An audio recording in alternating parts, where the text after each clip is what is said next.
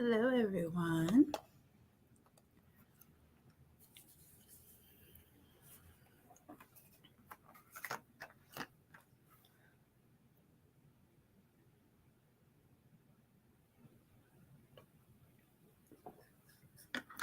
Hello, everybody.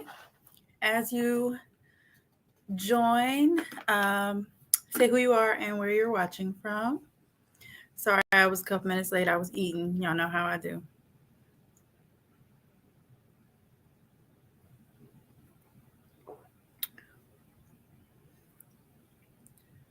Got a couple people on here. Where y'all watching from? Say hey. Give it a couple minutes for people to join. Hey, Airbnb. I was in that work session with Hugan, and the other Ia was in there. And so I was really soaking up some knowledge.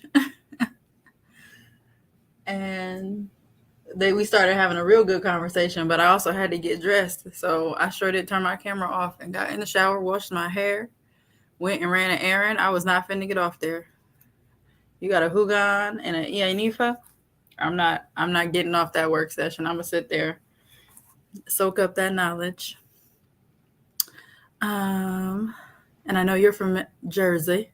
Who else we got watching? Say hello.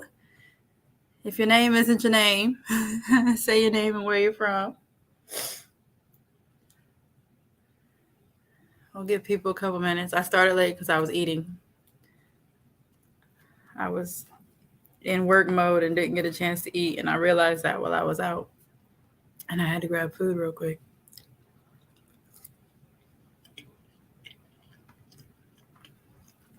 Ooh, sis, that's a whole other issue. High Priestess Almost Shule. Ooh, we got a few people in here now. Hey, y'all. Say hey. And where you from? I know Priestess Almost Shule is from that area over there. What is the nickname for where you live? Because some people call it different stuff.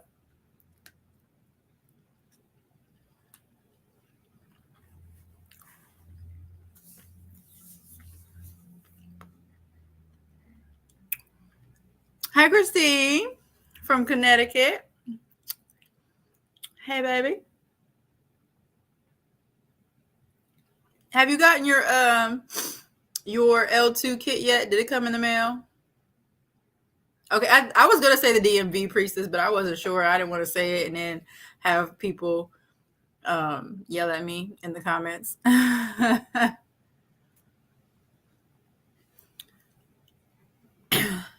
Christine, did you get your kit come yet?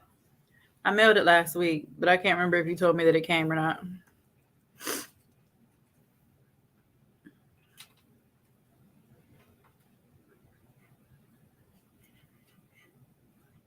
Oh, the link on Facebook isn't connecting. No, that's not cool. Okay, good. I'm glad you got it.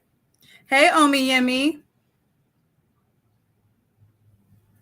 I know you from somewhere in Florida.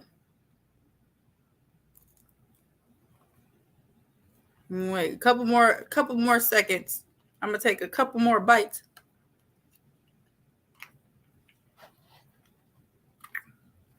I was so hungry, y'all.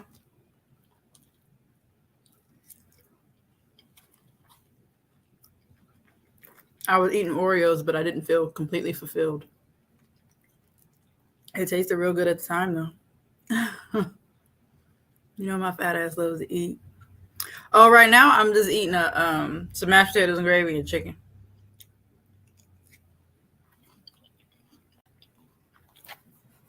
Yeah, listen, I'm always eating. And you notice how every time we have to introduce ourselves, I'm always talking about how much I eat. It's real, y'all. It's really real. I really eat like that all the time. All right. Okay. Let me pull up my notes so we can get started. I'm gonna try not to. Last one was 3 hours, y'all. We're not gonna do that today, okay? We're not gonna do 3 hours. We're gonna try not to do 3 hours. But I am gonna open something on camera. I haven't opened it yet at all. Somebody sent me a love donation in the form of a gift, and so I'm gonna open this once we get done, so y'all can be surprised with me. I kind of know because she told me, but I forgot. Oh, she put Obatala on here. She put my real name on here. She put my real life name on here too. Not Omaware. She put my real name. It was a fun conversation though. It was. We had a good time. And we are going to talk about some of that stuff again today. Briefly, in small parts. Not in totality, but we are going to talk about it today. Okay, so as you come in, just say hey and say where you're from. That way I can see who's actually here, because it's not like Zoom where I can see who everybody is. So just say hey. But I am Omaware Ogbonyomi, and I am a goddaughter of Priestess Iyanifa Oshun Funke. I always say that in the wrong order. Reverend Priestess Oshun Funke Iyanifa is my godmother. I am a staff member of the Orisha Hoodoo Institute. I am staff at Black Spectrum Network and the Voodoo Institute. And I just got off a call. Well, not a call. It was a work session with Huganzo. And there's some new stuff coming, and I'm excited about it. So, hey from Virginia.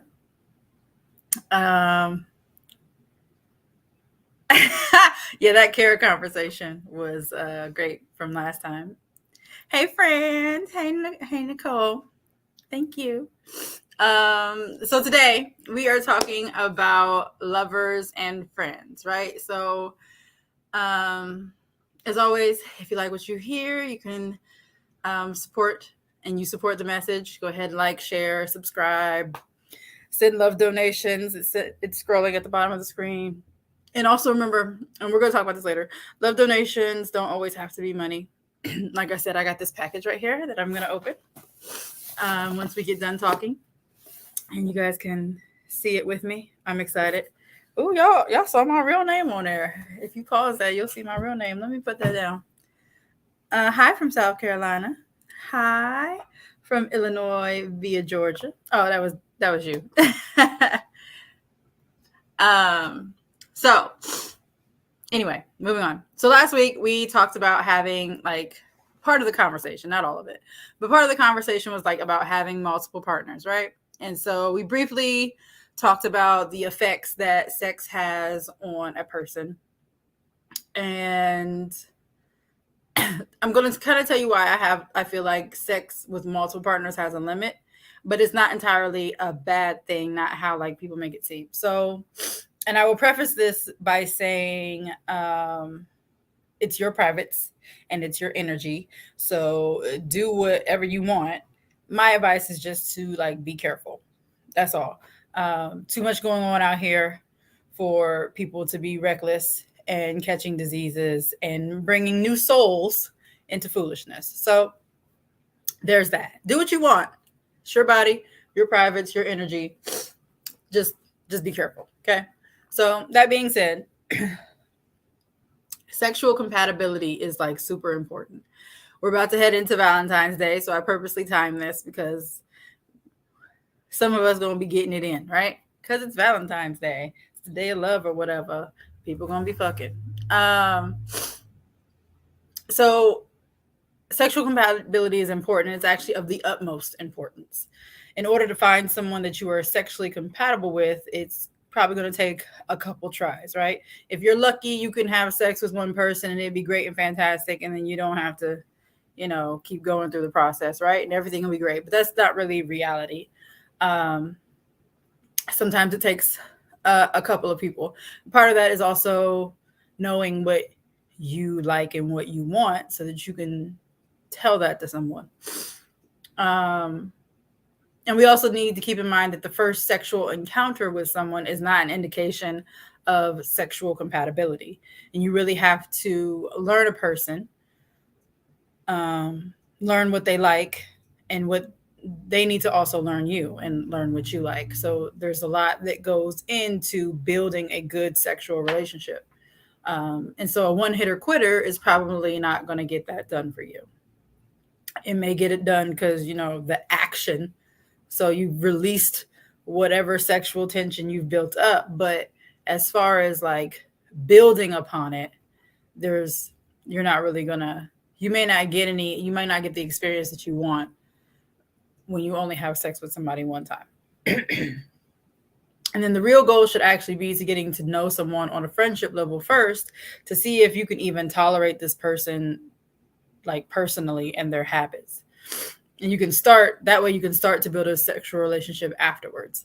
And it also helps with intimacy. Like if you actually care about a person and you know some of their little quirks already, you know how they chew, you know that it's not going to annoy you. You've, in whatever reason, however, you've spent enough time with this person where one of you may have fallen asleep, and you know that you're not going to like snore obnoxiously to where you're going to disrupt everyone. Like that, those little things that we really don't learn, we don't take the time to learn about people because we're so busy trying to get to the sex instead of really learning who people are. We kind of like do this backwards. Hey, Lady Goddess, I'm not going to mess that up, but hey, how are you? So you have to get comfortable with having certain conversations as well before they're even really necessary. And then doing this will help you be able to communicate your sexual needs and not feel weird about it because you've already developed an intellectual relationship with the person. So I have friends where we can have conversations and it not be weird.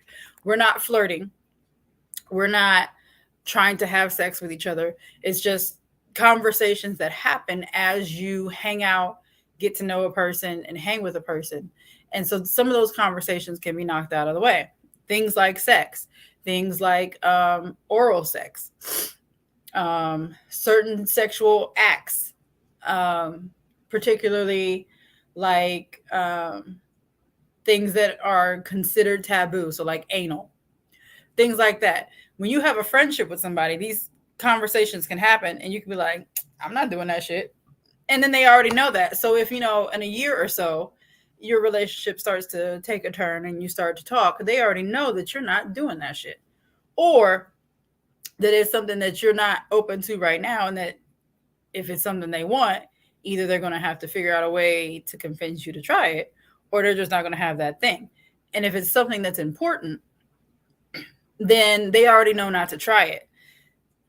And then there's no, I don't want to say animosity, but it keeps you from having these weird moments of somebody not feeling fulfilled and like you're not doing things for them when they already knew you weren't going to do that. Same thing with oral sex. There are people who just plain old will not do it, right? And you should never really pressure somebody into doing it just because you want it. And if you have to ask for it all the time, that's not really fun, so to speak. It should just either be something that they just do or something that you just shouldn't expect and then let them do it when they feel like doing it. So those are things to think about. And this is a good reason why you should always you should try to be friends with a person, genuine friends with someone before you have sex with them. And it's not always going to happen. And sometimes the one hitter quitters is just what it is. You see somebody like, oh, you cute. Opportunity presents itself. Y'all go in y'all space. Y'all do what y'all got to do. And you walk away and everybody's good. You happy with the situation. They're happy with the situation. You ain't never got to talk again. That's y'all's business. But you don't want to do that all the time. Especially with somebody you don't know. You have no idea what that person has had on them spiritually. And every time you have sex with a person, you're kind of like joining spirits. Even if you're using protection, you're still in this sexual experience, which is also a spiritual experience. And I think people have lost that part of sex. We've gotten used to considering sex like this carnal type of situation. It's like a carnal urge. It doesn't have to involve emotions and all this other stuff. That's always the scapegoat reason for why a lot of men are not faithful in relationships and things like that. And that's not entirely true. It can be true to a degree, but we were given more thought and empathy than the other animals in the plant on the world. We are considered part of the animal kingdom, but we were given things that they were not. We were given a level of consciousness that they were not given. And so with that comes responsibility. And sex is part of that. We can be conscious of our decision to have children and procreate and do things like that more so than some of the other animals in the animal kingdom. So it's just things that we should look out for. Yes, I know exactly. Is that you, Chad? I see C. Lawson. Is that you, Chad? I've known Chad for a very long time. We were business partners very, very long time ago, many moons ago, before I had children. Lord, Chad, I've known you almost 20 years. That's crazy. But yeah, sex is definitely mental before it's physical. Yes, it is, Chad. Hi. It's definitely mental before it's physical. So actually, and I want to say this. Sorry, y'all. I'm still getting over like this weird cold, so my nose is running. That's why I keep wiping it. I don't want y'all to see snot hanging down. So it wasn't yesterday. Had to be the day before. He kind of asked a weird question, but then it wasn't really weird because this is what happens. My son does the same thing because they know I'm going to tell them the truth, right? So my boyfriend and my son, they like will randomly ask me questions, right? So my boyfriend asked me a question and he was like, why would a pussy not get wet?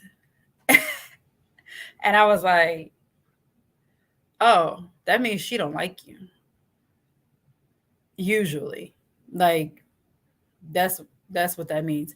And he was like, why would a girl not want her pussy to get wet? I said, that's not what it's about. Unless it's like a medical reason or like hormonal, like menopause or some type of illness that affects hormones or vaginal dryness, because those do exist.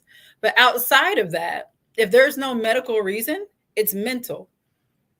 And she just plain old don't like you, or she doesn't want to have sex with you, or she's upset to the point where she can't separate how she feels emotionally with the necessary parts in her brain that will make things happen the way that they're supposed to. And he was like, he sat there for a second. He asked me another question. I don't remember what it was. And I answered him. But there are people who genuinely don't know that's a thing. Clearly, he didn't know because he asked me and he's in his 30s. Thank you. Yes, I'm really working on it. Or she's acidic as hell. Yeah, there's that too. Yeah, and hormonal related things, premenopausal. And not as mental as it used to be, yes. But usually for a young spring chicken, someone who's, in their 20s, early 30s. And I did say childbirth and pregnancy. Sometimes that affects that. For the most time, when you're pregnant, it's ready to go because of all the extra hormones, right? But you can have situations where your hormones are unbalanced and you're overly emotional in a negative way, and that can affect that. So those are things to consider too. Like it's really a mental thing, especially with women. Men, less mental as far as needing to have the attachment and wanting a relationship. and things like that, or even wanting more than sex. It's less emotional for men, some men, not all. But for women, it's typically very, very emotional, where you have some type of emotional attachment to the person that leads you to that. Because there's plenty of good looking people, but just because somebody look good don't mean I want to have sex with them. But yeah. Hi Lana. Hubby thought it was over after like a couple of years.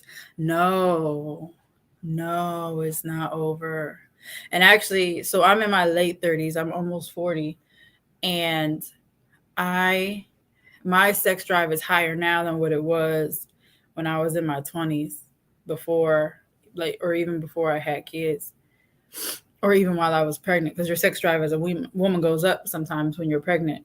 Sometimes it goes down. Not everybody's the same, but yeah, mine is high right now, super high. And they say like right around menopause or right before menopause it could go up. During menopause it goes down like a lot because your hormones are all fucked up, and then after menopause it shoots back up again. So yeah, 40 is like a sexual peak for women. So I'm hitting that, and that explains what's going on. So anyway, let me scroll back up. Somehow I skipped down in my notes. So anyway, you should really be trying to develop real like mental attachments, and not necessarily attachments, but mental relationships, people that you care about. And then this way you'll be able to communicate your sexual needs. You won't be able to not really feel weird about it, because you've already developed a type of relationship with that person. And then because then the first time you have sex might not be mind blowing, but if you've already had certain conversations before, that can really help with the experience. Foreplay is not just physical either. Foreplay can be mental. What's that song? I think it was The Roots, called Mind Sex. That was a good song. I think it was The Roots. Somebody tell me, was that The Roots? But it was a good song. It's called Mind Sex. Great song. The video was interesting, but it was a really great song.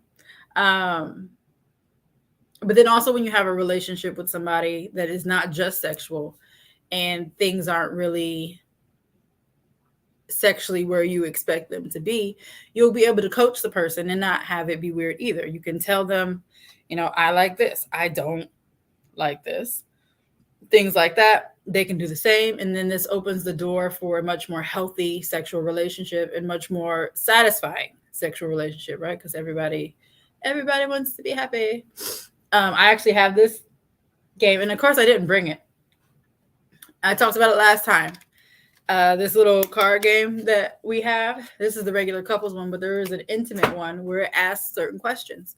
And so you're asking the person certain questions so they can answer, and it helps develop your intimacy. So things that you normally wouldn't ask are in these cards.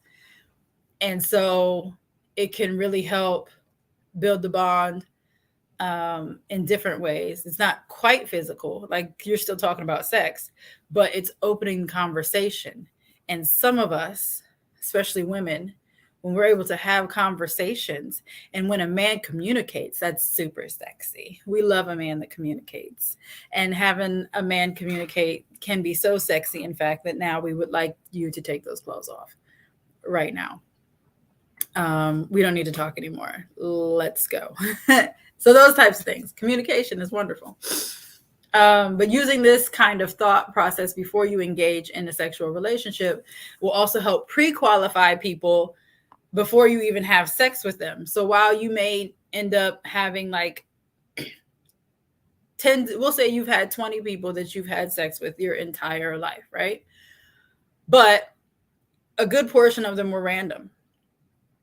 And then you had like 5 solid relationships, and then one like really, really like important relationship, right? So you've had 6 quality sexual relationships, but the other 14 were trash. and could be considered basically a waste of your time and your energy because you only had sex with them once, maybe twice, maybe even a handful of times, but it was shitty and you didn't enjoy it.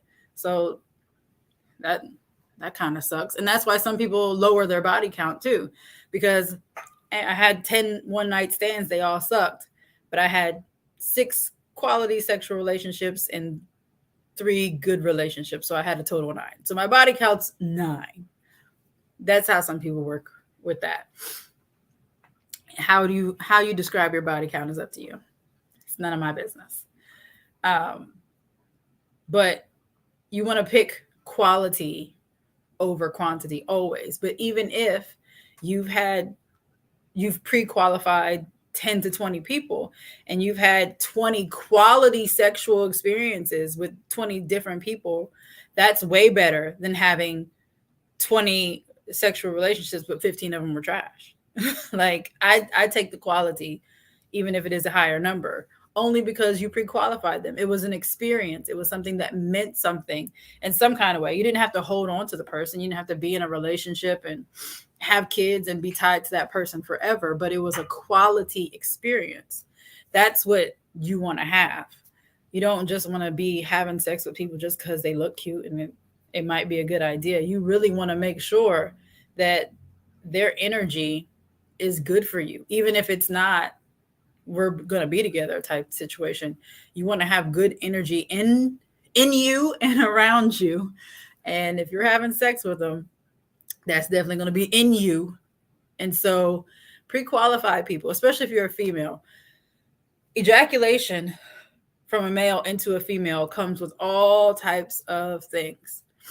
And you want to make sure, again, even like I said, even if you're using protection, you still want to make sure that the energy that is being exchanged is good.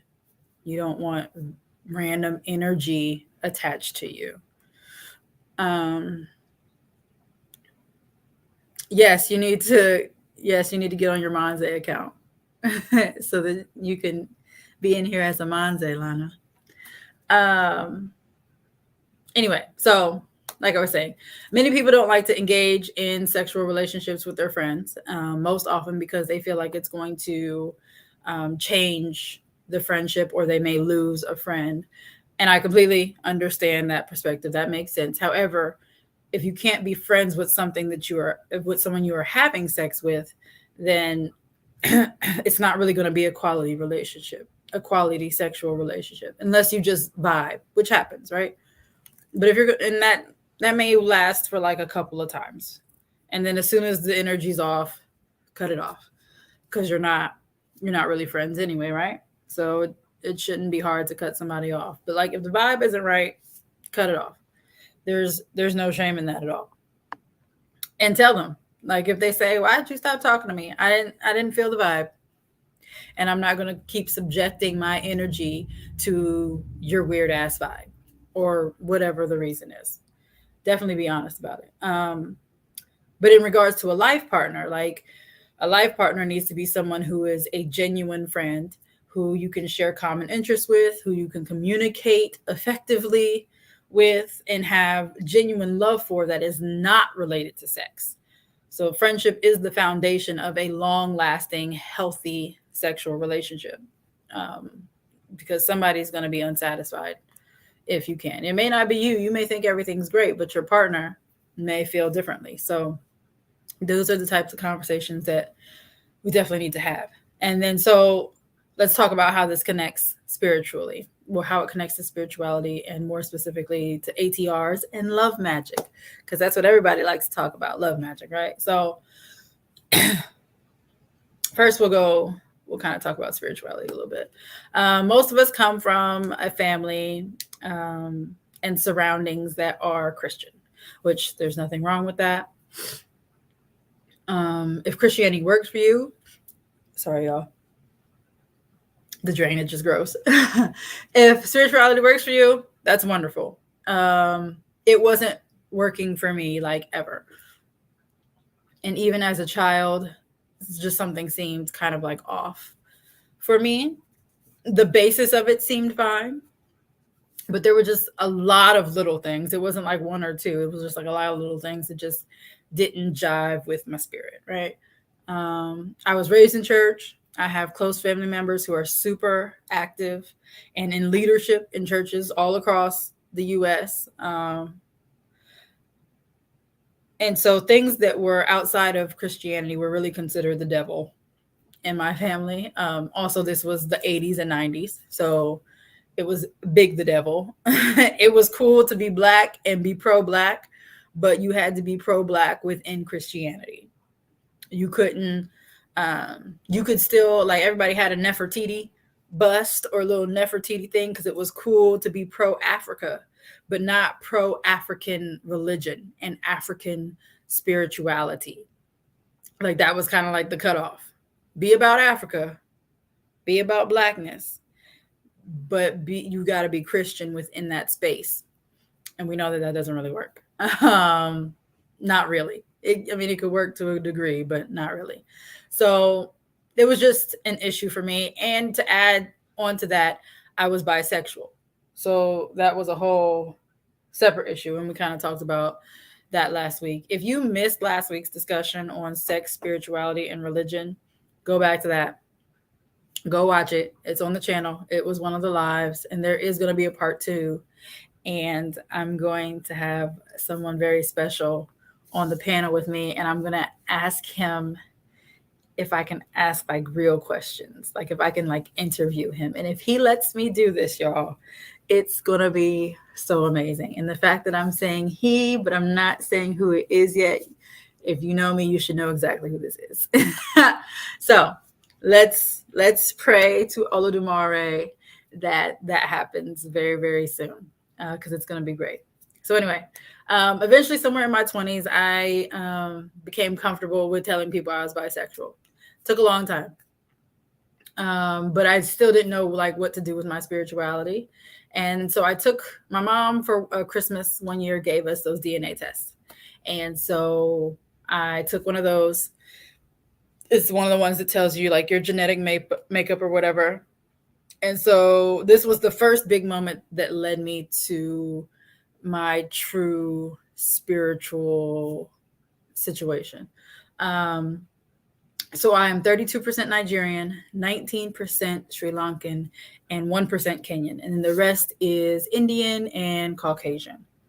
So as a descendant of slavery, I cannot even begin to explain how it feels to know where you're from. Like and I just posted that big post in the groups, and some people were real mad because everybody likes to claim to be Hebrew and Egyptian, and that's not the only part of Africa. Like Egypt is like this small little section up here, and then there's the rest of Africa down here. There is so much more to Africa than Egypt. And so knowing really where I'm from really played a huge role into me being here.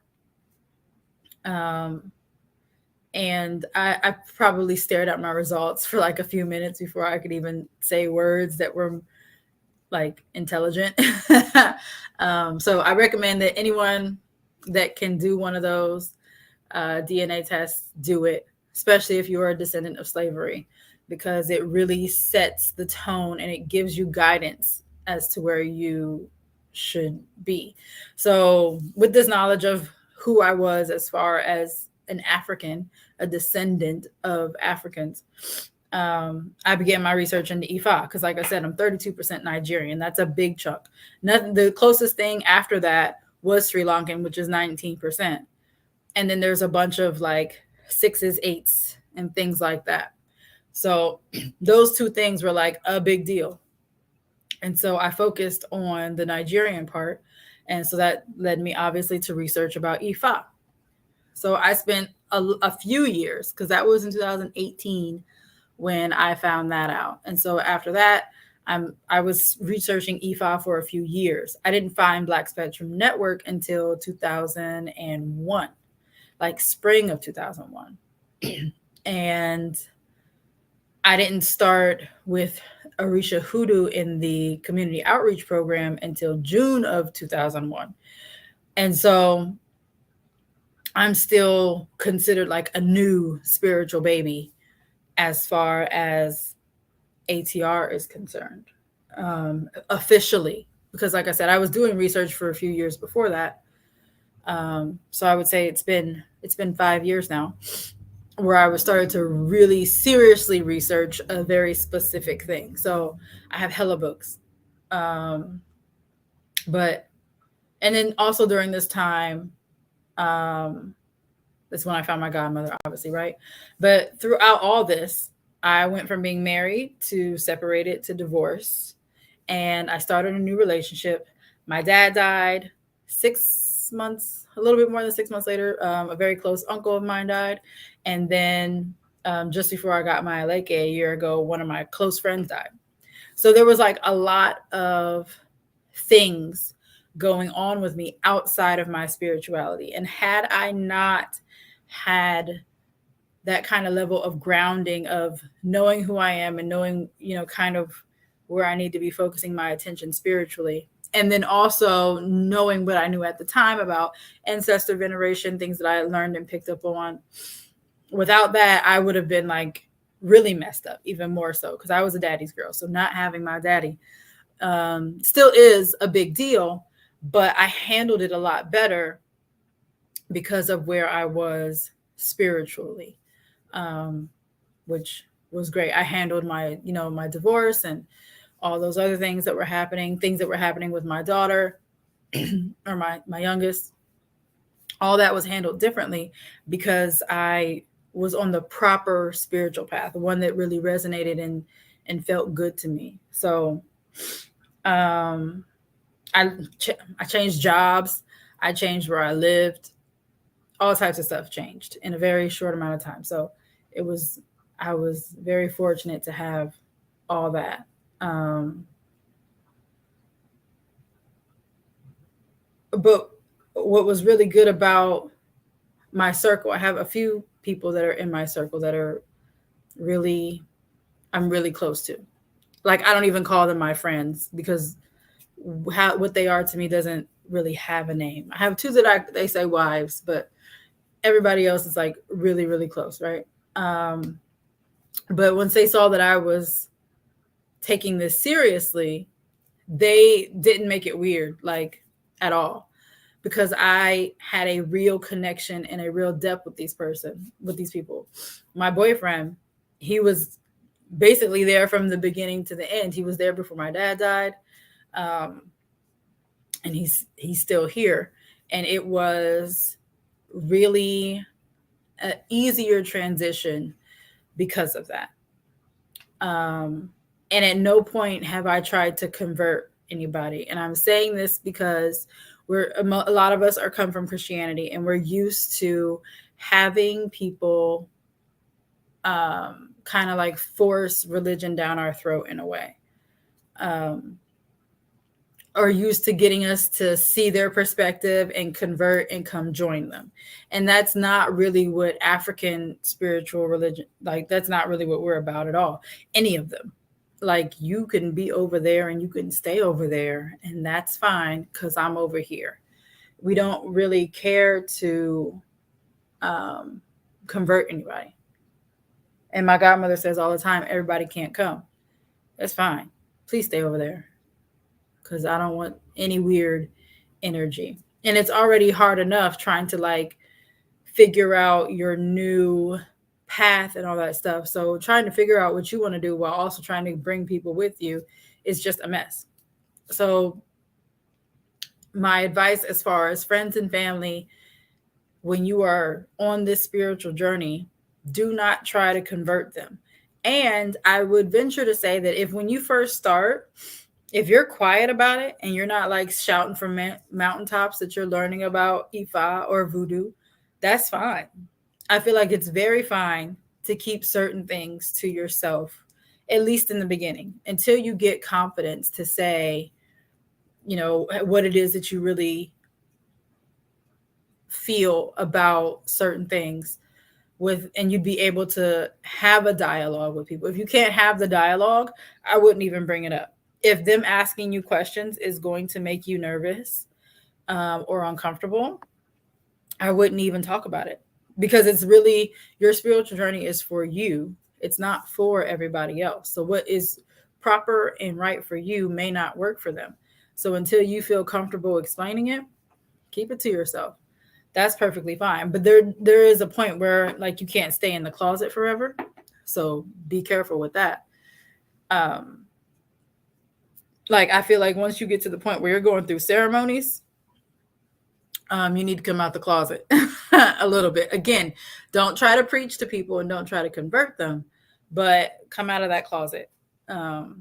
Because this is like a whole lifestyle. You can't really practice in secret once you get to a certain point, especially if you are on the path to priesthood. You can't be a quiet priestess or a quiet priest. That's not really how that works. And if you're not confident enough to speak your truth in a way that's respectful to other people's truth, then you shouldn't really be calling yourself a priest or a priestess. That's a whole other thing. That's going to be in the priestess movement part 2 when I figure out when I'm going to do that.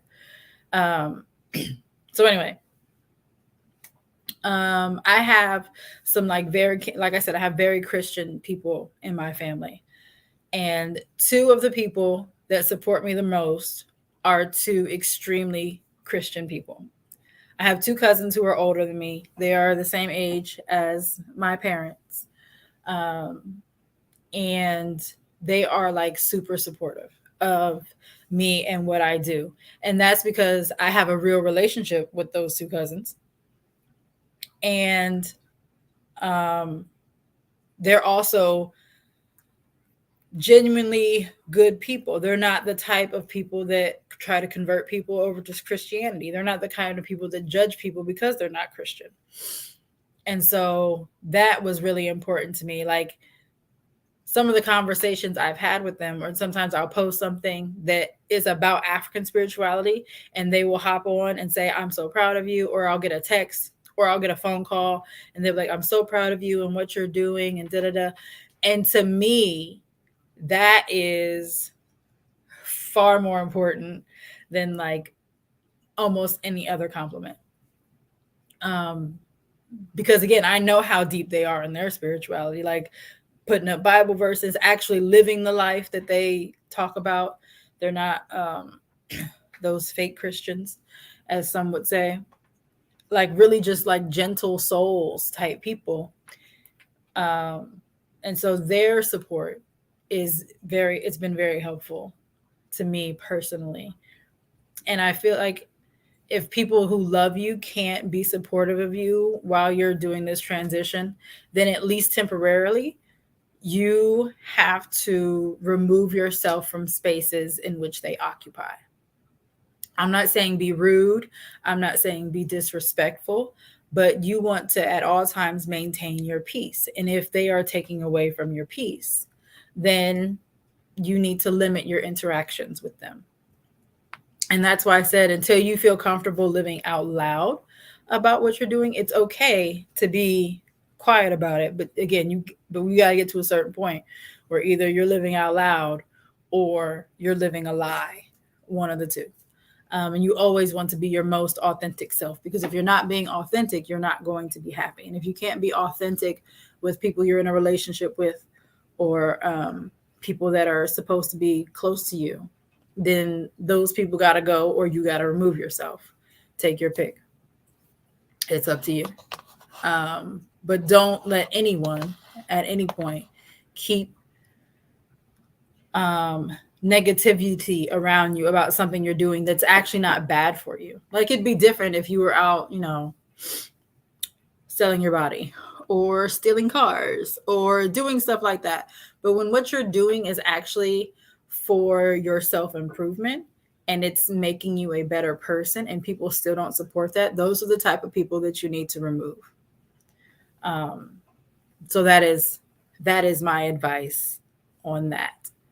Um, but then other people, like I said, my boyfriend is super supportive the whole time.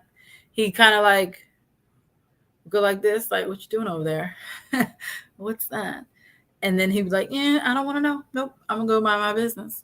Um, but like a couple months ago, I got him to I actually helped him make his first spiritual bath, where like I taught him what to say to enchant the herbs and all that other stuff, put it together, mix, pray over it. We did all that together, and then he took it and we did the normal ritual where you sleep on all white. We don't physically touch or anything like that. No entertainment, so like no phones, no TV, and it was really really great. Um, and it was a great experience for him. So things like that are important. I didn't make him do it. I didn't ask him to do it. I at one point said you would probably benefit from this. And then a few weeks later, when I was making mine, he was like, yeah, can we make one for me too? And so I divined about it and figured out what it is that he needed, what the purpose needed to be for his bath, and got the ingredients together and all that stuff. And it was great. But you don't want to force people ever, ever, ever. Just like you don't want Christianity forced back on you. You don't want to do the reverse and start forcing people to um, say God's name is Olodumare or anything like that. You can just say God and be good. And going along with that is when you're practicing ATR, it's important that you try to distinguish once you're able to talk about it that we still really big on God over here. Practicing ATR, it does not mean that you are abandoning God in any way, shape, or form. We are big on the Most High God over here. We use a different name. We have a different perception on um, the function, purpose, and identity of God. Um, we typically don't say him too much because, at least in Ifa, our perception is that God is a they. God isn't just a singular gender. And so um, there's slight differences in what we perceive God to be, who we perceive God to be, and how we praise God. But we are still big on God over here. And God is not the devil, Satan, or Lucifer. Just to clarify that, we don't worship the devil. And in Ifa, there is no devil. So there's that. There is no devil-like character. There is that. Eshu is not synonymous with the devil. Please stop saying that. Neither is Papa Legba, who is not Ifa. Papa Legba is voodoo, and Papa Legba and Eshu are not the same person. They are crossroads entities, but they are not the same entity. Um, so again, there is a lot of misinformation, and you will have to deal with some of those questions as you begin to kind of talk about your spirituality. People will ask, and so it's important for you to really learn. You just saying you practice E5, but you're not really you're not in a community. You've actually never been initiated. You've never gone through any ceremony. You just read a few books. That's not the same thing. If you've only read a few books, keep your mouth shut. It's fine. If you don't have a mentor, and like I said, you haven't been in like in-person events and start to go through ceremonies, it's okay. Go ahead and be quiet. You don't have to try and explain yourself at that point because you really don't know anything. You don't know enough. And you're just either going to get disenfranchised by it and start to think, oh, maybe I really don't know what I'm talking about. Maybe I shouldn't even be doing this. Or people will be able to talk you down because they've got 30 years of experience as a Christian and you have 6 months of research into voodoo or Ifa or Santeria. And so it's going to really mess with your spirit. So like I said, it's okay to keep things to yourself. But just make sure people support you. On Thursdays in the Coven, we have a fasting day.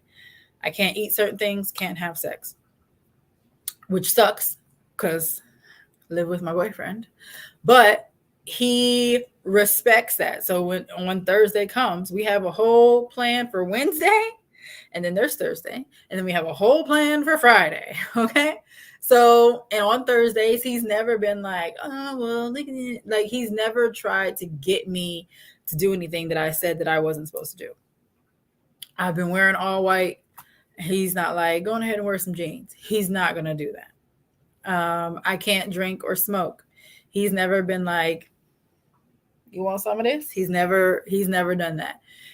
I don't make him practice. So, he'll be drinking, he'll be smoking, he'll be eating all the meats. I will even cook his food. If he brings home steak, I'll go ahead and make his steak. I just can't eat it. But it's not like I'm trying to convert him or he's trying to tempt me. That's not what we're doing. So those are the type of people that you really want to have. And that goes back to your relationship. My boyfriend and I are genuine friends. We were friends first for a long time. And although the sexual part of our relationship is great, it's fantastic, it's amazing, that's not the only part of our relationship that exists. That's not the absolute most important part of our relationship. And so, and he, although he doesn't practice anything specifically, he is still spiritual in his own way. And so I have kind of like made suggestions about certain things that he can do, like meditating, things like that. But it's not in a way like, you need to practice E5 because that's my direction. Like, I'm not doing that. Or I'm not trying to get him to do voodoo either, because really he needs a reading. He needs a reading by somebody that isn't me. I've read for him plenty of times at his request. I've never said, you want me to read for you? I've never done it.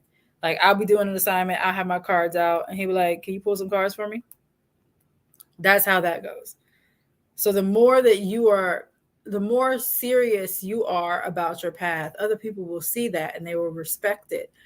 And they will respect it to a point where they either do decide to join you, or they'll have a healthy distance from it if it's not their path. Like I said, I have Christian family who they don't ask me questions about what I'm doing, but they still support what I'm doing. It's not their path, but they support it because they see the changes, the positive changes in me. So that's that on that. But keep people around you who are genuinely happy for who you are becoming. And don't ever try to make it a versus thing. Don't try to make it your religion versus theirs. You can respectfully disagree with Christianity, because that's what, most of our families are Christian. You can respectfully disagree with Christianity in a way that doesn't make it seem like you're attacking Christianity. And sometimes even saying it a nice way will make it seem like an attack to certain people.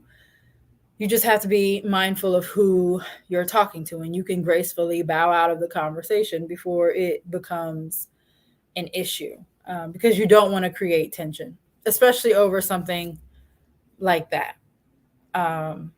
Because there are good points to Christianity. There are very good lessons in Christianity, although they are based on other things, based on other religions, based on stories much older than those who typically practice Christianity really know about.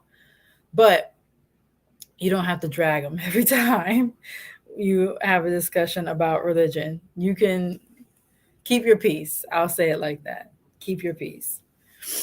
Thank you, Lana. I'll put that one up there. When you don't have the proper support, it's much harder, for sure. You will feel alone, and it's hard to stay focused on your path. And you have to be very strong in your convictions, which is why community is important. For me, I am a first generation practitioner. So like I said, everybody in my family is Christian. If they believe in anything at all, they are Christian. And so it was really important for me to find a community. So having Black Spectrum Network, having the Orisha Hoodoo Institute, having an amazing godmother who was also raised in church and understands who she's a theologian. She like her degree is she has a degree in theology. Like she's really about this life. And so having that was super, super helpful for me. Um, yes, no lone witches. Um, that was super, super helpful for me because I had people around me that felt the same way I did, who had experienced similar things within Christianity, a little bit of church hurt. I don't have a whole lot of church hurt, but some people really do. And so, and then having a godmother who, again, like I said, is really about that life. She's an initiated Iyanifa, but she's also by Christian standards, she's a priestess. She's Reverend Priestess Oshun Funke Iyanifa. So she's just really about God for real. um, and that's not to be confused with the Christian version of that, where you think that, oh, because somebody's a priest or a priestess, they are this holier than thou person who never makes mistakes and da da da da. That's also not what we teach over here. You're a spirit having a human experience, and the human experience sometimes is really ghetto and raggedy. Um, Especially in your younger years, like your high school, early 20s. Some of us were kind of raggedy back then. Some of us did a lot of drugs. Some of us were sexually promiscuous. Some of us were just really terrible people then. Um, and then we found what we needed in order to be better people. And um, it really it's a personal journey. Everybody has their own journey. Nobody's journey is the same. Nobody's path is the same. And so sometimes people don't find where they're supposed to be spiritually until their 30s. Some people don't find it to their 40s. Some people don't find it to their 50s and 60s, and some people never find it. Um, it's just something that really is a personal choice. And so we really shouldn't judge people on where they are spiritually. You can judge somebody for being stupid, like willful ignorance. I'm gonna judge you for being willfully ignorant, especially in 2023 when we got all this technology and Google. You can Google some shit. I'm just saying. But if Christianity works for you, that's great for you, and I can respect you and your choice to be Christian and still maintain my own sense of where I need to be. And the same should be for Christians, right? A real Christian should be able to be around someone who practices, voodoo or Ifa or Hinduism, Buddhism, whatever, and not be focused on trying to convert them. It's about respect. And so any truly spiritual person can respect somebody regardless of what path they have chosen spiritually. If they can't do that, they're not truly a spiritual person, and therefore their opinion, they can go fuck themselves with it. Period. But again, you really have to do your own research. And even if you are in mentorship, there's still things that you need to research outside of that. Turn your computer off and read a damn book. I have a whole video called Read a Damn Book. Go watch that. Read a book. Like really get a book, have it in your hands. I don't have any on my table right here, but get a book, have it in your hands and read that hoe. Read it. If you got to buy it off Amazon, great. Half price books, that's a great place to get especially some spiritual stuff. And even if it's not spiritual, there's a book by W.E. Du Bois called The Souls of Black Folk. Read that book. Read some Zora. Please read some Zora. Read some Tony. Read some Maya. Read. Please read. Please read. We have to stop being so invested in this microwave stuff that we see on TikTok and YouTube. We really, really have to get back to reading. And you know how they say if you want to hide something from black people, put it in a book? We got to stop this, y'all. We have to start reading. Yes, read Zora. Read Zora. Omi Jimmy Lua, are you talking about the souls of black folk? I have it over on my bookshelf. In my video, read a damn book. There, I show some of my books. And that's really, that was maybe 20 books that I had in that video that I laid out in front of me so I could kind of pull them out. I have well over 100 books. Easy. About a whole bunch of different things. They're not all spiritual. They're not all about black people, but read a book, read something, find things that interest you and actually read about them. It will help you so much in your understanding of things if you actually sit and read. If you have to do a Kindle or Audible, okay, but really read books and look into what you are reading and who you are reading. Like, research the person. Who was this person? Who was W.E. Du Bois? Who was Zora Neale Hurston? Who was Maya Angelou? Who are they as people? And when you're talking about spiritual stuff, definitely, you need to know who that person is. There is one person, I'm not going to say their name. They have a couple of books. There's one on voodoo and there's one on the 7 African powers. And there are stuff that is just incorrect in those books. But that person is not a practitioner. That is somebody who literally just grabbed stuff that they saw off the internet and put it in a book. They really are not experienced or qualified to be giving out information on certain things, but it's profitable and it was easy and it was popular. And the book is less than 100 pages and it costs like $7. And so it's a very popular book because of those things. It's a quick read and it's cheap and it's in a niche that is very specific, but also very popular. And so I bet they made a whole bunch of money being wrong, being completely wrong. Read Book of the Dead. So, Chad, I have a question. I have a book. It's the Egyptian Book of the Living and the Dead, or the Dead and the Living. Yes, the Egyptian Book of the Living, of the Dead and the Living, I think is what it's called. Is that the book you're talking about?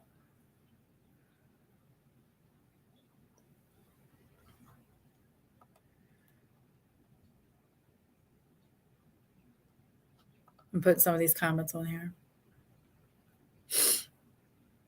Yes, this goes back. Yes, this goes back to research. So, and this was a big topic that we kind of talked about in the Facebook group because people don't want to actually do research. They hear conspiracy theories, which yes, some conspiracy theories are real. A lot of conspiracy theories are based in fact, and then someone kind of like twisted it along the way and put their own shit on it, sprinkled it with some razzle dazzle, and then put it out there. So you just have to learn how to qualify the information. And by that, I mean, has more than one person posted about this in a way that is not plagiarism? Because sometimes you can, and I found this particularly when researching like subjects on Ifa, where I will find a website that has some information in it, and so I read it, and then I'll go a couple of places down in my search, and it's the exact same information copied and pasted, but in a whole different website that doesn't seem connected. And so now you have to really ask, where did this information come from? That's what research is. Research isn't just simply Googling a couple things, reading a couple things, and now you've researched. That's not what it is. You really have to look into the people that actually wrote down the information. Who are these people? Not only are you qualifying the information, but you're qualifying the people who wrote the information. Where did they get it from? What are their sources? Did they put any sources at all? And when people put sources, go to those fucking sources and read those too. That's how you research, because then, so you have a book, it has, references in the back. You go and you actually go to those references and you read those books. And then you use those references in those books and go back further. That is research. It's not just reading one book or reading 3 books that are completely unrelated that have little bits of information but not qualifying the information. Especially as it comes to African spirituality, you have to qualify this information, because most of it, all the good stuff, is occult information. So you're not even going to learn anything super important by just reading a book. You have to have a mentor.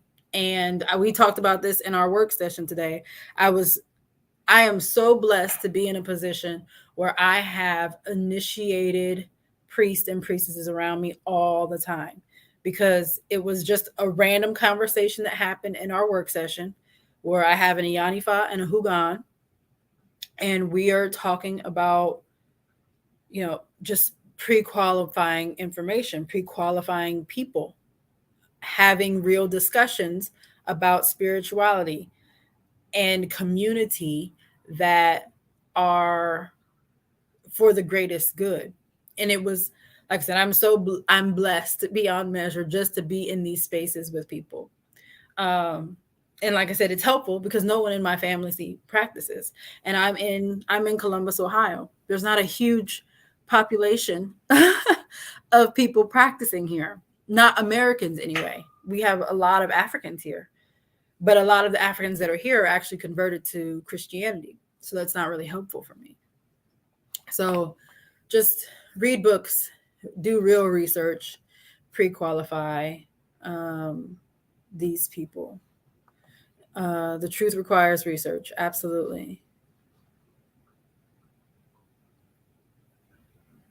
Oh, okay. So Chad, yours is just called The Book of the Dead. Okay.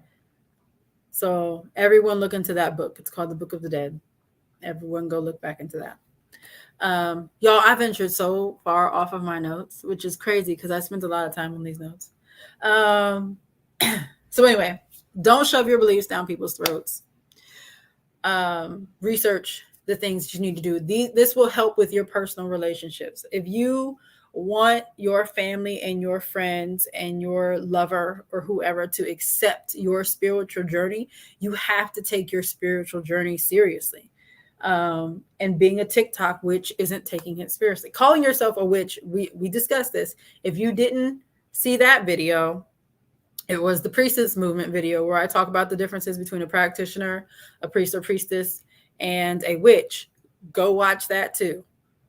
Go watch it and then come back to this one. Most people aren't witches, period. Most people are not actually witches.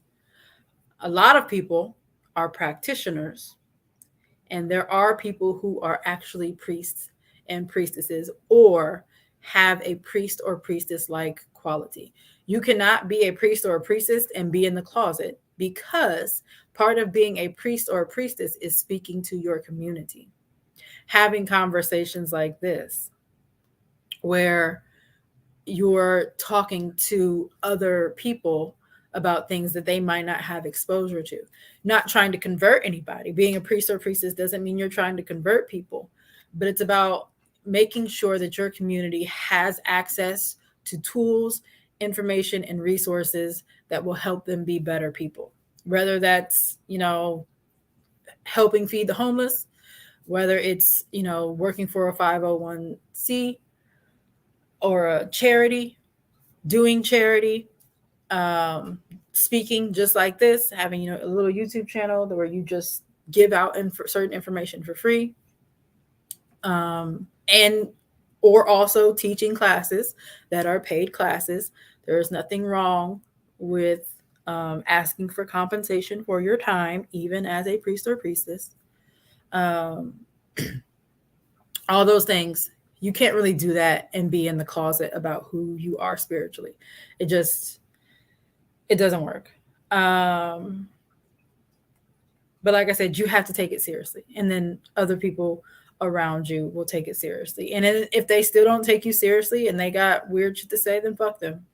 Like, you don't have to be a jerk about it, but you don't have to tolerate weird vibes and weird energy from anybody, especially when it's not about spirituality. Like I said, everybody can't come. We don't need people to convert. So, as long as you're not trying to shove it down their throat, if you're over there practicing peacefully and they still have a problem, that's a problem within them and they need to take that somewhere else. That has nothing to do with you.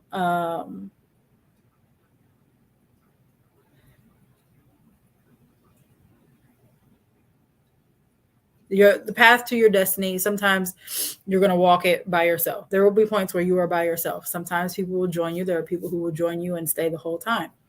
And there will be people who try to pull you off of it. Don't let people pull you off of the path to your destiny. We all have the same fate. We're all fated to die, right? But your destiny is the path you walk up until you reach your fate, and that is yours and no one else's. So don't let anybody do that. And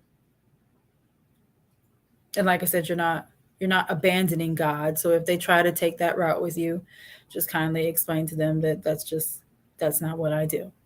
Um, this is an actual lifestyle. It's not a hobby. You have to have some level of personal accountability, some level of obedience. I'm actually doing a live on March 4th called Spiritual Obedience and Accountability, not just about ATR, but in general. And so that video is kind of up on the channel. So if you go to my lives and you see all the upcoming ones, you can go to that one, hit remind me, and it'll send you a little notification. But anyway, I'm going to move on because I keep talking about that all day. So anyway, so when it comes to spell work, there are protocols, and anyone who tells you differently is completely misinformed. So learn the protocols of your practice before you do spell work. Every practice is different. There are different rules. There's different rules for Wicca than there are for Ifa. There are different rules for Voodoo. Everybody has their own particular set of things. There are other Caucasian practices. They have their own set of rules. So you need to make sure that you are aware of those rules before you start doing any real spell work.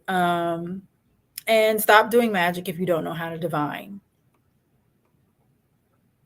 Stop doing magic if you don't know how to divine. Stop doing magic if you don't know what or who your power source is.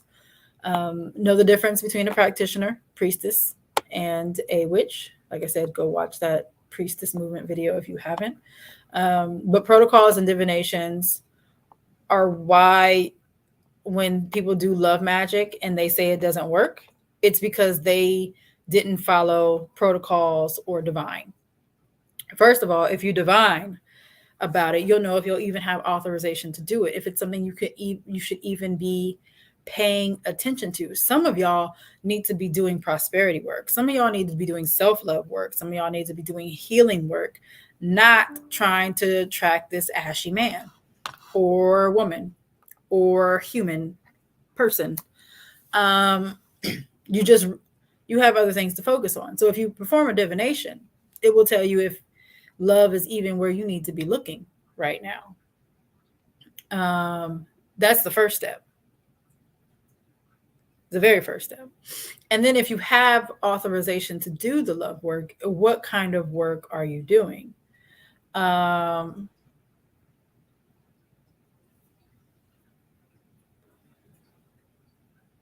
had wrote some other things and I'm not even going to say it because y'all going to feel like I'm yelling at you again, and I'm trying not to yell at y'all today. But I will say this. It doesn't, be careful of, like I said, what kind of work you're doing. Are you trying to attract a lover? Fine. There's nothing wrong with doing the kind of work that will attract someone to you or get someone's attention. However, who is that target? Are you being specific? Because if you're being specific, then you need to know if that person is the person you even need to be looking for. Because I'm going to say this, some of y'all are trying to attract ashy motherfuckers. You trying to attract somebody else's ashy motherfucker at that. You know this person is in a whole relationship or married. Okay? You know this, but you want this person, and y'all may have had sex one time. So instead of, and it may have been good sex, okay? He may have dicked you down, choked you out. He looked in your eyes and long stroked you. And so now you think y'all supposed to be together. No, y'all just supposed to be having sex. You're supposed to have a sexual experience and leave it here. Hi, Hunsi Soleil.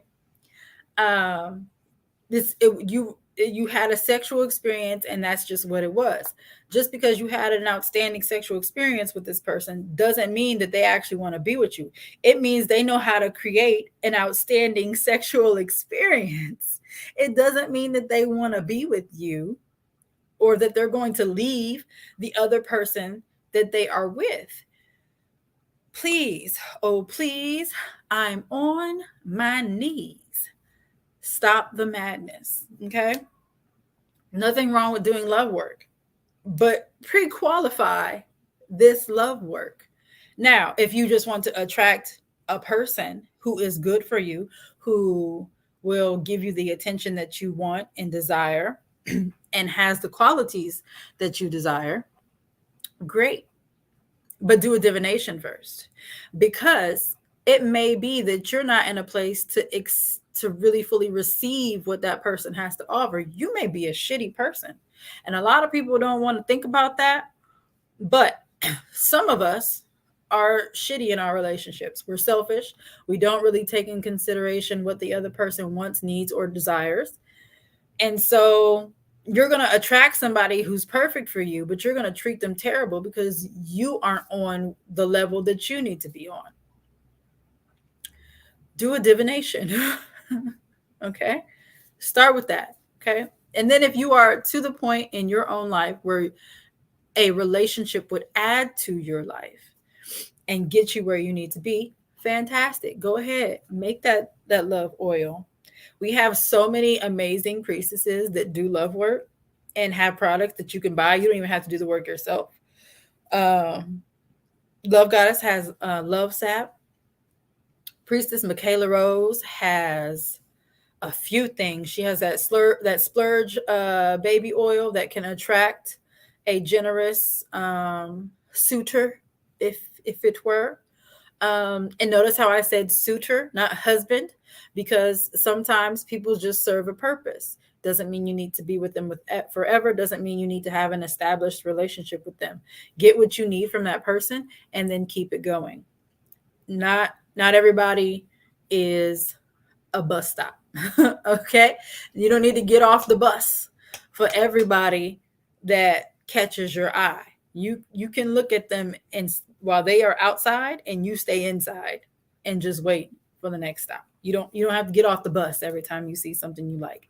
Just because it shines doesn't mean you need to go grab it. But just, pre-qualify those things. Y'all really got to chill. And if you don't believe me, like I said, do a divination. Ask what would be the result if you do love magic on a specific person. And if you get something like the Devil, the Tower, the 10 of Wands, or the 10 of Swords, 7 of Cups, at least in my decks, anything that indicates chaos and turmoil or confusion, don't do it. Just don't do it. And learn to trust divination. If that's the card you got, believe that and move on. Move the fuck on. Masturbate to the memory of that wonderful sexual experience that you had, and keep it going. Go find something safe to do. Leave that person alone. Because like I said, just because they know how to create a good sexual experience doesn't mean that they actually want to be with you. So don't go ruining their whole entire life by trying to attract them, because you're also going to hurt yourself. I can guarantee it. Whenever you do love magic on somebody that you have no business even being with, it never ends well. That's why people say spells backfire, because they didn't perform a divination. They didn't divine first. Because if you did, you would have known to leave that ashy nacre, as my Arabian would say, that nacre alone. And nacre can be female or male or non-binary. Leave them alone.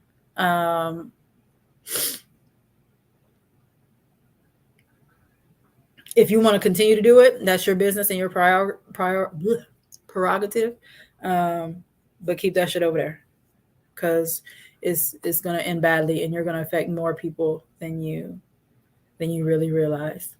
I didn't read all of my notes, because like I said, I was at one point I was kind of yelling in these notes. I could tell, because I was in my feelings when I wrote it. I was like, and I don't want to yell at y'all. So now that I've talked y'all into oblivion, and low key cussed y'all out, how are y'all feeling? Do y'all have any questions?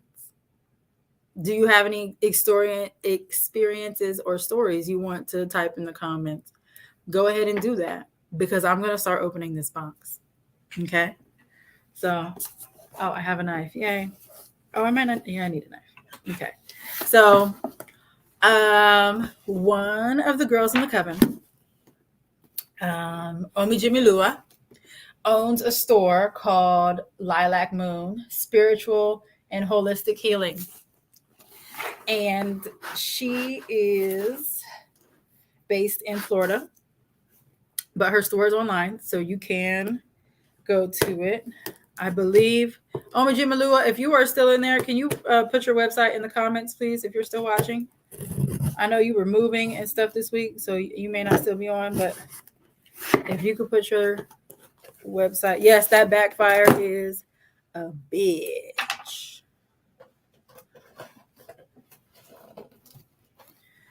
Winter is bringing out the ashes. That's true. What if the devil comes out with the Empress? I got that recently.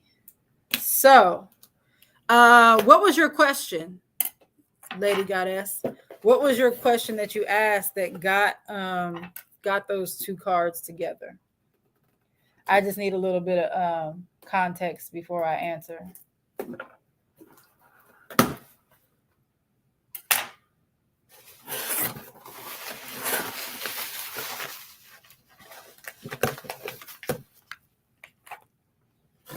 Oh, thank you.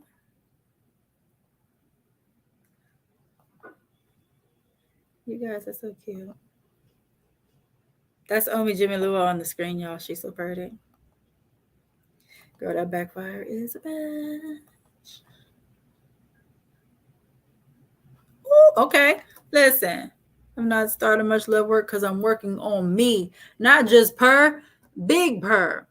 And when it comes, so when you do, also, like I said, when you do get the okay, just kind of qualify what you're doing the work for. So so for my relationship that I'm in now, I have done some love work, but however, it was for very specific things. So I have done it to strengthen the bond between us.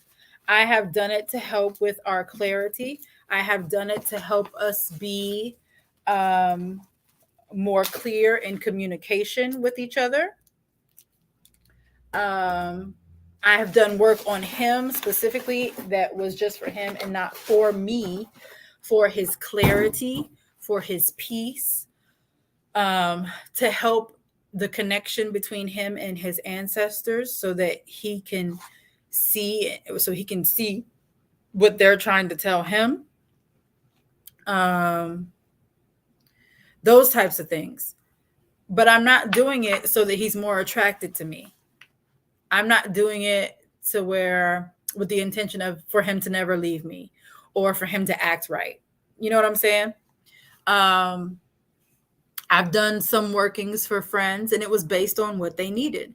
So I had a friend who she had some financial concerns. And so before we did it, I actually did a divination to see if that was what her focus needed to be, if there was something else she needed to work on first, or if she could, in fact, um, have the go ahead to do something for her finances. And the divination said finances. So we were all good. So, um, but you actually have to see what that person needs. So again, that goes back to divination. What is it that, so when I do divine about my relationship, I just say, what do I need to know about my relationship right now? And then I'll pull some cards. And if I need, I usually only pull 3 cards. And if I need some clarification, I'll pull more.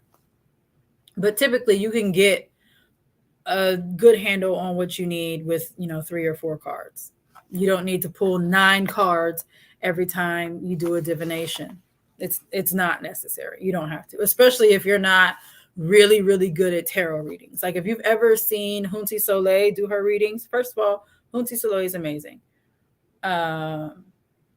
I could talk all day about her. Anyway, if you've ever seen some of her readings, she'll do it like in 3 rows. And I think it's like 3 rows of 3. So she's pulling like 9 cards, but she has a very specific reason as to why she's doing that.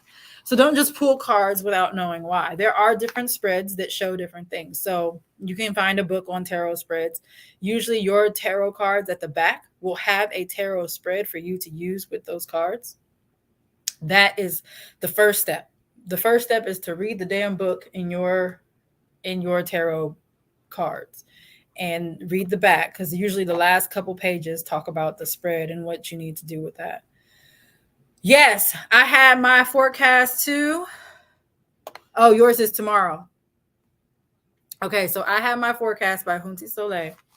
And so back to my relationship, because this is still about relationship, right? I've divined on my relationship. I've gotten, the information that I need to know.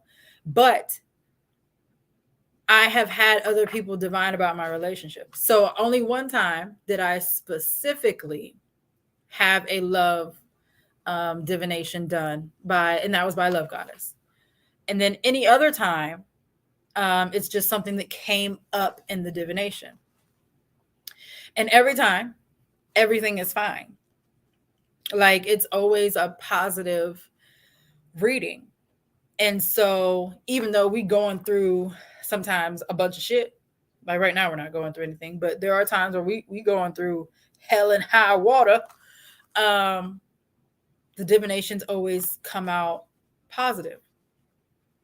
And part of that is because we have a real connection.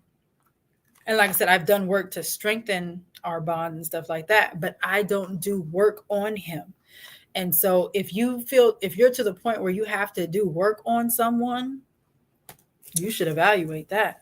Like I said, do a divination and make sure you're doing the right kind of work. Because if you got to do work on somebody just to get them to love you, that's not what we want. I've always said, if it ain't real, I don't want it at all. And why would you want to be with somebody who's only with you because you did love magic? Like that don't even make sense. Y'all really got to do better about that. There's a lot of comments in here about Hunti Soleil, so I'll put them up here because she's amazing. Let me go back up to Lady Goddess to see. I asked what would be the outcome of my spell. And so the one you got, the Devil and the Empress. So in my deck, the Devil is more about perception. It's not, like I said, because there's no devil and he fought. So it's more about perception. And the Empress is about, like nourishment and empowerment, divine feminine energy, that type of thing. So if your question was the outcome of your spell and you got those 2 cards, I would say that is where you may need to adjust your perception of what it is you want the outcome to be. You should focus more on yourself and your own power, and less about something like superficial or something that's not really helping you get to your destiny, if that makes sense. I don't know if you're still on here, but if those were the only two cards, that's what I would say. If there was a third card, the third card would help with that. But just without looking at your cards, because sometimes there's different messages in the way the cards are designed. That's what I would say.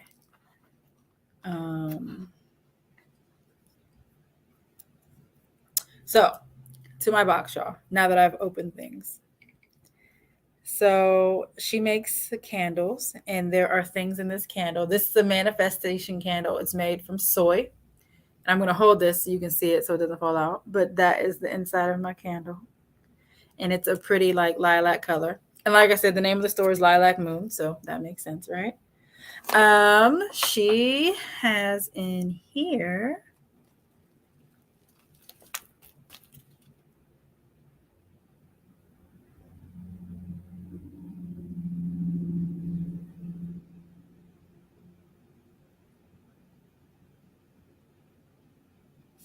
Ooh, I think this is a tea. Yeah, because there's a lot in here. This is a tea. This is a full moon tea to do within 4 days of the moon. And it has a lot of good stuff in here. Ooh.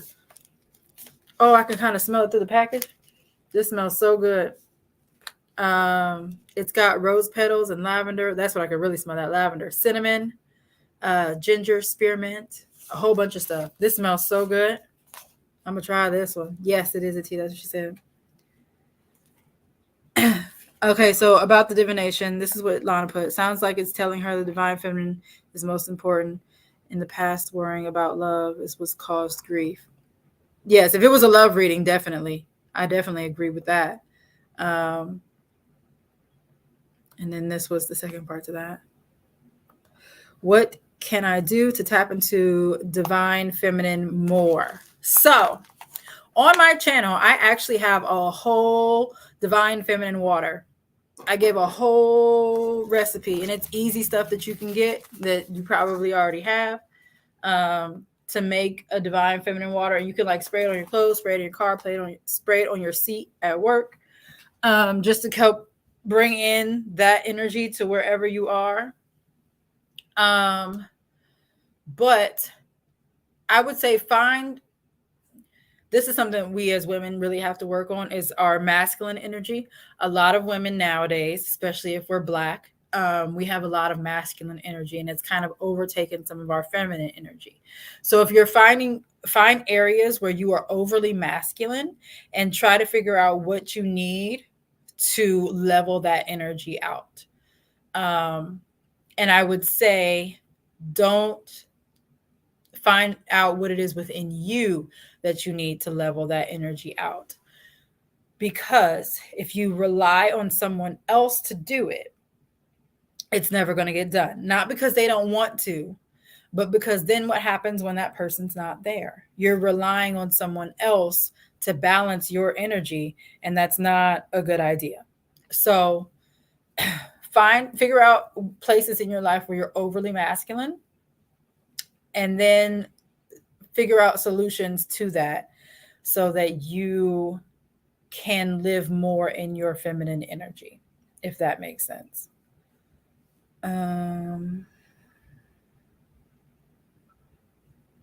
It was about the hoodoo powder that I made. Okay, so you made a hoodoo powder. What was the intention of the powder?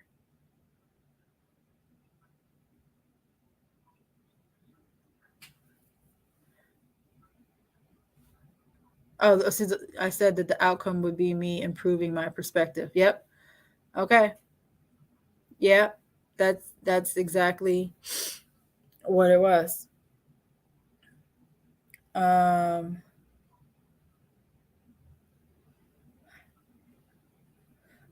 Listen, Aaliyah, I'm not the natal chart reader. Get somebody else to do it. But you have the little cover in your eyes emoji that looks like this, so I know it's something. Yeah, you might have to work on. You won't have to work on that. But yeah, find areas where you're overly masculine and try to determine what it is you need to live in your more in your feminine in those areas, and that will help you balance that out. I believe that about you, Lady Goddess, because I met you in person. I believe that about you. I'm working on being less defensive. Yes, yes, and yes. I completely understand that point. I ain't gonna put it on the screen. Um, but that is a common problem in our community, right? And I kind of talked about this the other day. So we had an Obatala class the other day in the coven, and I kind of talked about, what the Obatala energy does for me. Obatala energy is about peace, but it's also for forgiveness. So if you have things in your past where you really need to exercise patience, peace, and forgiveness, then you really need some of that Obatala energy. And I came to the realization that although I was moving forward with certain things, I hadn't really forgiven people for what they did to me because I was still like, I can't believe you. I wasn't like holding grudges to the point where like we're arguing and, having bad relationships. But internally, I was still holding on to the pain from it. And so I had to forgive myself for holding on to that pain for so long to the point to where it was affecting outcomes in other ways. So I would say try to work on that. Um, yes, sometimes defensiveness comes from an imbalance of masculine energy in your family situation. Absolutely. Um, so to your point, if you lacked a fatherly role in your life, and so therefore, in order to compensate for that masculine energy, you had to be more masculine. That that is something that happens too. So like I said, find areas in your life where you are overly masculine, and then try to find solutions to that. Anybody else have any questions? So no, yeah, it's fine. The chat is like 10 seconds behind whatever you're hearing me like 10 seconds after I say it. So I'm used to it. Don't worry. It's not a big deal. There's also a whipped body butter in here. So I'm about to open this bitch because my hands feel dry.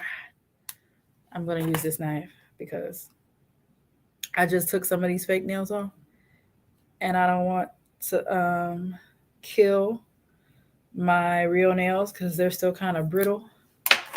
They're not. That's one bad thing about fake nails is that it makes your real nails brittle. But I was trying to do some self-care, y'all, because I ain't had my nails done in a long time. So that's part of me working on me, right? That's part of my self-care and trying to live more in my feminine energy and less of my masculine energy.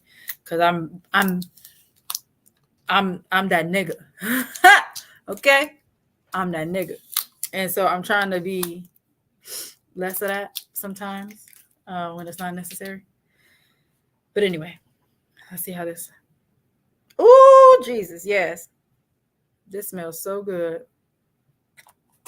Put a little bit of this on my hand. I can feel the dryness right now. The tea will help with that. It's also good for hair, skin, and nails. Oh, okay. So the tea is good. Yeah, I know it's a full moon, so that makes complete sense that it's good for feminine energy because it's a moon tea. So if you're watching and you need help with your feminine energy, go watch my divine feminine water tutorial video and then try that. And then this is the full moon tea from Lilac Moon. Try that. Oh, yes. Yes, I love this. A manifestation bath. And it has instructions on there. Okay. Ooh, you said a good prayer into this one. Okay. Okay.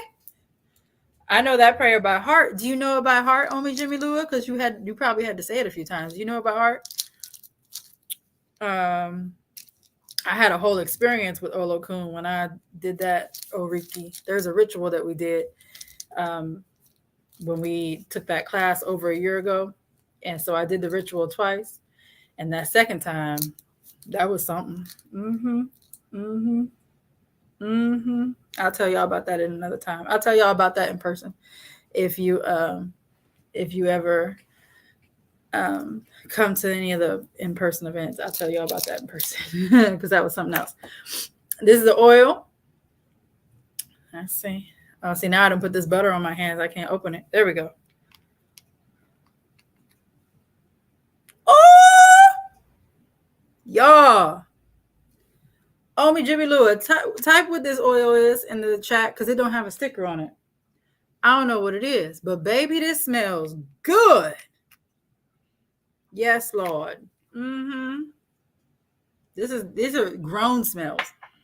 This ain't that stuff that these little girls be wearing now. These is grown woman smells. Oh hi. Dang. I always forget what your hi Amber. Yes, Priestess Michaela does the natal reading. So and so does if you get a forecast, there's still a little bit of time to get your forecast by Hunsi Soleil. Get the full thing because she'll put your natal chart in there too. Okay, so this oil is called Make Me Sweat. Girl, this smells good. Yes, Lady Amara. Hello, Lady Amara. Brings lust and sexual prowess. I don't need no more of that, but I'm gonna put this shit on. Just this man, I know he's not watching this live. I know exactly what he's out doing, so I know that he's not watching this. So I'm just going ahead and put some of this on now. So by the time he gets home. Yeah. Yeah, some of that. I also have some Irish moss in here. And it has instructions on it, but it's darker. It's not the white stuff. I think I showed everything. Thank you, Omi Jimmy Lua, so much. Visit her if you type Lilac Moon. Did you ever type your website in the comments? If you didn't, type it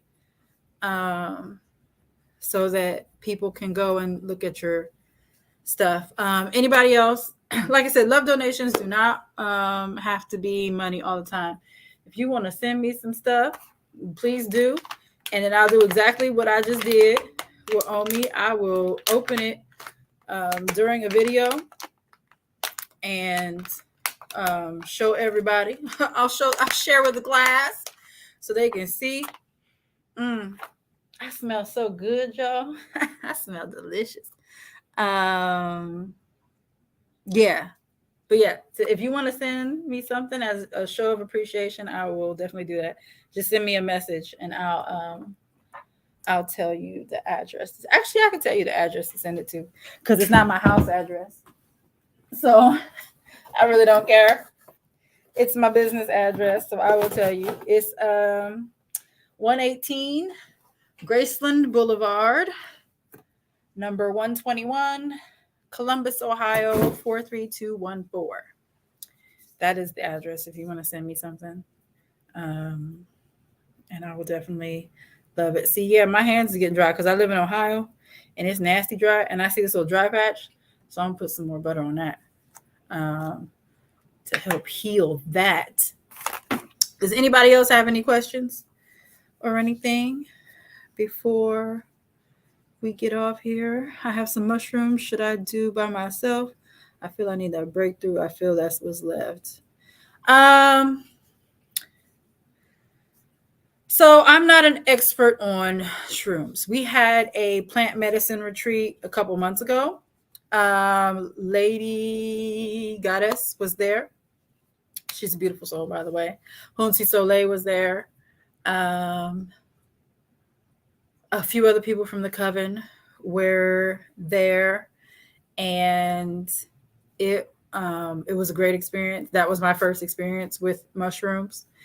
Um, it is possible to do them by yourself, but just make sure you set like a sacred space. That's what I would say. If you're gonna do it by yourself, set like a sacred space, um, where you've energetically cleansed your area. You're peaceful, you're calm.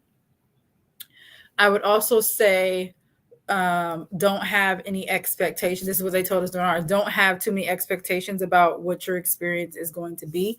Just let your experience be.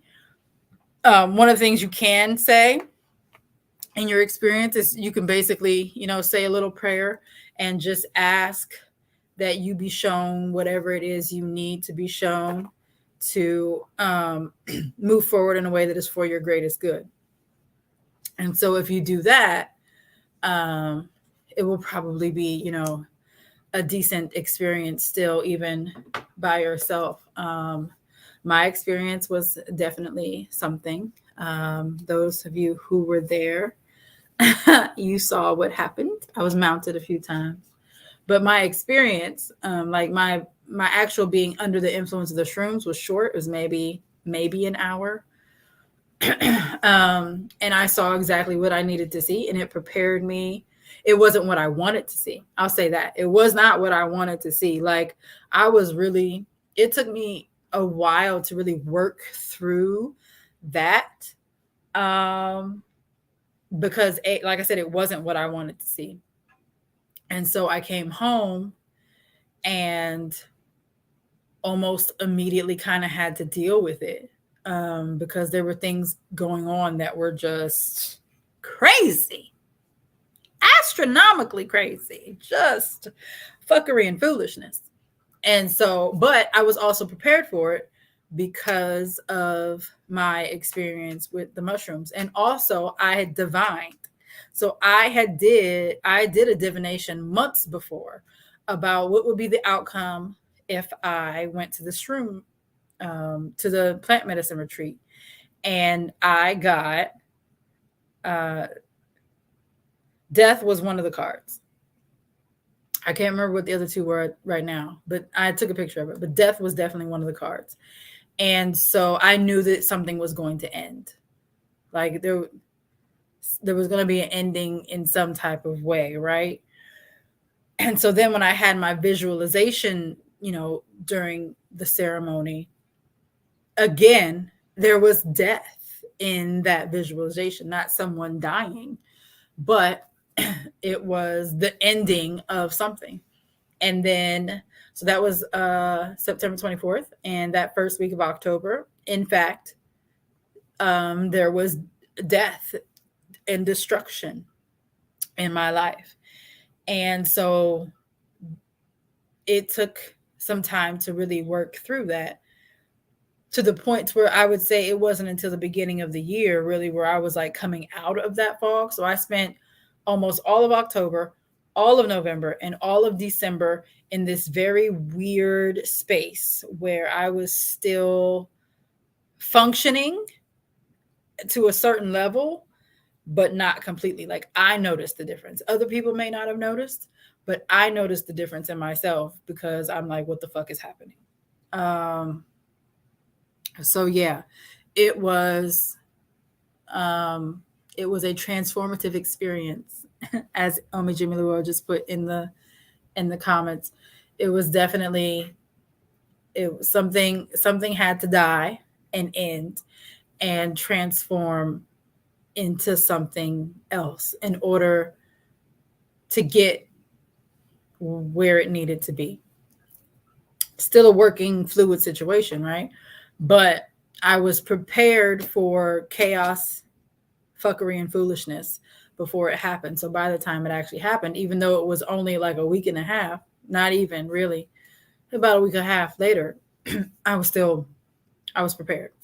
So I would just say, make sure that you journal about your experience, especially if you do it by yourself. Make sure you journal about it. If you can record it, even better.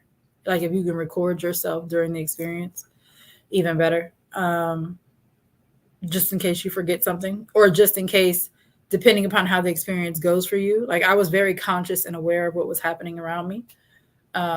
that may not be the case for you. So if you can record yourself while doing it, that might help you as well if you're going to be by yourself. But just make sure you create a space and give yourself, do it at night. I would say maybe if you usually go to bed at 9 or 10, maybe do it at like 6 or 7 when you can be by yourself and you don't need to do anything at all, so that you can just have your experience and rest, because you're probably going to be tired. I would also fast that day, only like have liquid type stuff. Don't eat anything heavy. So like water, juice, a smoothie, something that doesn't have animal products in it though. Just basically a clean smoothie. Because that'll help you be able to be susceptible to the energy. But yeah, that would be my advice if you're going to do it by yourself. There were a lot of comments. Let me make sure. Yeah, in your prayer room's good. Shroom retreats are amazing. I've gotten messages from Lawal each time I've attended. Yeah, that's Hunti Soleil. Yeah, shroom ones are absolutely amazing.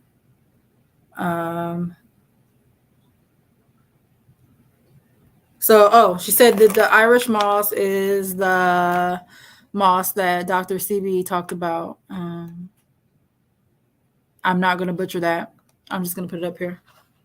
So it says the moss is Irish moss, not miss. You know how autocorrect works. But that part right there, I'm using my mouse like you guys can see that. But yeah, 92 minerals, all that good stuff. It has instructions on it for use. So yeah, this is good stuff. I'm excited to use this for sure. I'm probably going to make that.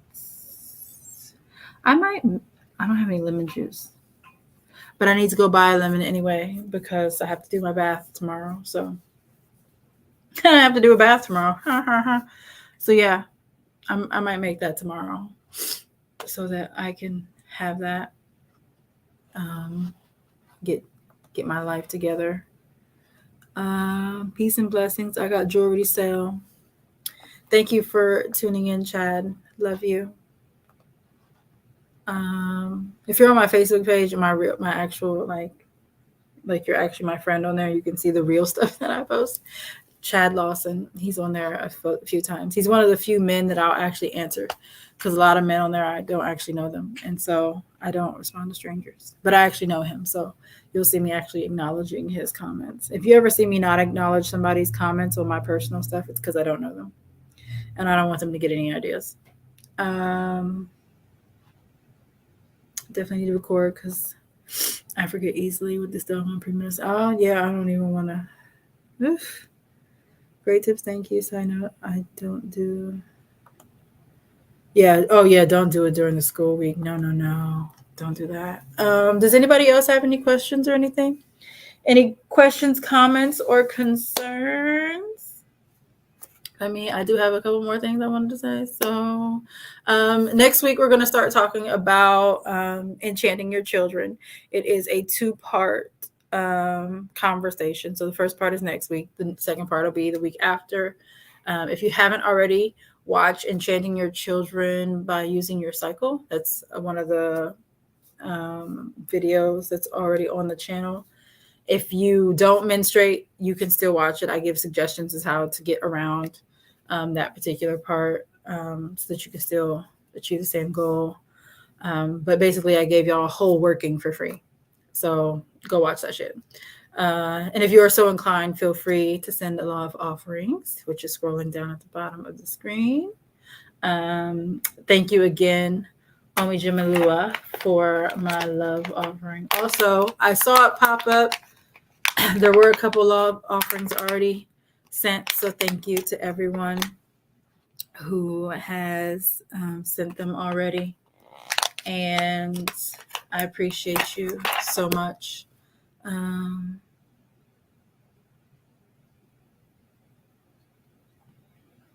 Did I notice my drainage stop after smelling the tea lotion? It's definitely better, actually. Maybe that helped. Omi Jimalua, did you just help me with my congestion? because I feel better.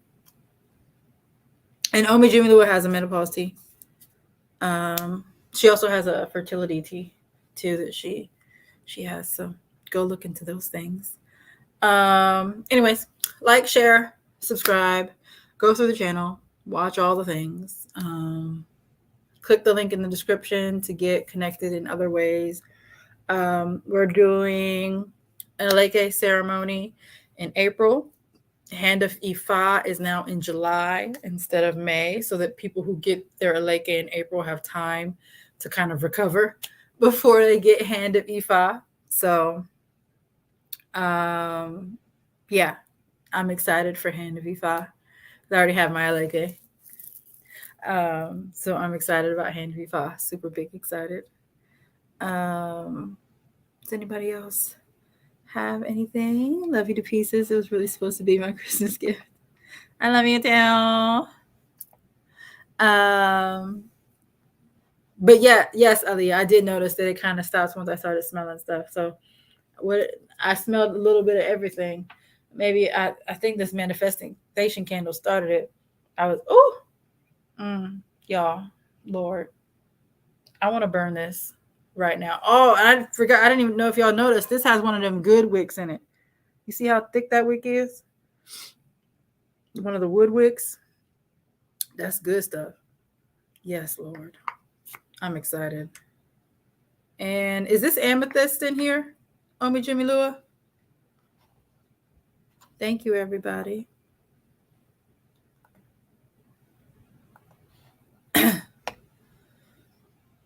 It looks like amethyst. But yeah, thank you all for joining me so much.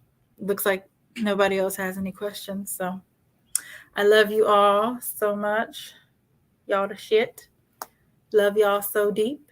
And remember to keep your head so high you don't even see the haters. Peace. Bye, y'all.